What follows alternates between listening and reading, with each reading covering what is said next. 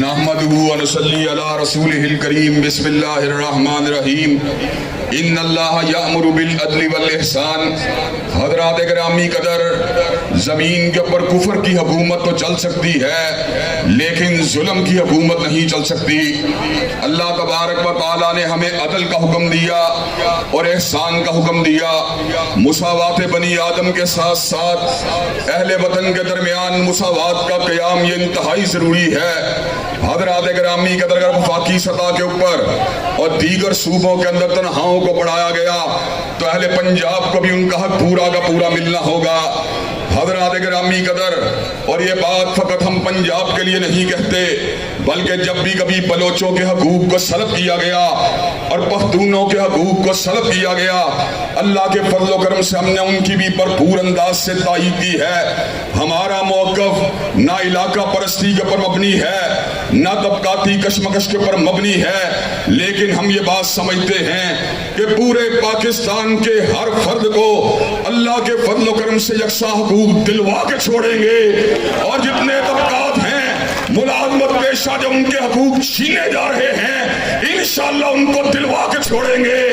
اور حضرات گرامی قدر، میں اس موقع پہ یہ بات کہہ دینا چاہتا ہوں، جھونپڑوں میں سسکتی ہوئی بیویوں ہوں گے حالی تمہارے لیے وہ محل جو محل تاجداروں نے بنوائے ہیں اپنی پیاری مہارانیوں کے لیے۔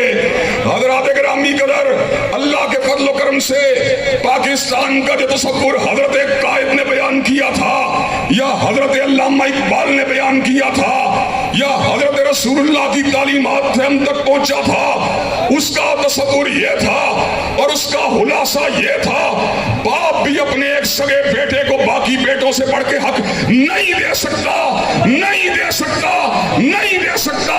اللہ کے فضل و کرم سے اپنی قوم کے لیے اور پاکستان کے تمام باشندوں کے لیے برابر اور یکساں حقوق انشاءاللہ لے کے چھوڑیں گے، اور ظلم کے اسلام کو انشاءاللہ گرا کے چھوڑیں گے، اور اسلام آباد کے ایوانوں کے پر کالی کملی والے کا پرچم لہرا کے چھوڑیں گے۔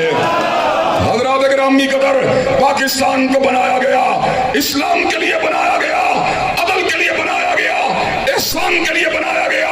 یہاں پہ ظلم نہیں چل سکتا، یہاں پہ جبر نہیں چل سکتا، یہاں پہ استحصال نہیں چل سکتا، یہاں پہ استحصال نہیں چل سکتا۔ انشاءاللہ سرکاری ملازمین کی تنخواہوں کو بحال کروا کے چھوڑیں گے، اور ان کے گھروں کے بجھے ہوئے چولہے انشاءاللہ جلوا کے چھوڑیں گے۔ علامہ ابتسام علی ظہیر، علامہ ابتسام علی ظہیر، علامہ ابتسام علی ظہیر، آپ کی عظمتوں کو سلام ہے۔ حضرات گرامی قدر، یہ بات بھی بتلا دینا چاہتے ہیں، انشاءاللہ اللہ کے فضل و کرم سے اہل چمن اس وقت اپنا حصہ پورا کا پورا لیں گے۔ کانٹوں کو بھی تقسیم کیا جائے گا اور پھولوں کو بھی تقسیم کیا جائے گا، اور اہل وطن کو یہ پیغام دینا چاہتے ہیں، جو سہولیات اللہ کے فضل و کرم سے آپ کو قانون و دستور کے اعتبار سے تنخواہوں کے معاملات میں حاصل تھیں یا پینشن کے معاملات میں حاصل تھیں، انشاءاللہ اسلام اور آئین کی روشنی کے اندر آپ کو تمام کی تمام سہولیات کو انشاءاللہ پلٹا کے چھوڑیں گے۔ حضرات گرامی قدر، کہ آپ اپنے حقوق کے لیے انشاءاللہ میدان عمل میں آنے کے لیے تیار ہیں انشاءاللہ، کہ آپ اپنی صفوں کے اندر منظم اپنا انتظام کر کے آئینی دستوری اور پرامن طریقے سے اپنے حقوق کی بحالی کے لیے آواز کو اٹھانے کے لیے تیار ہیں انشاءاللہ۔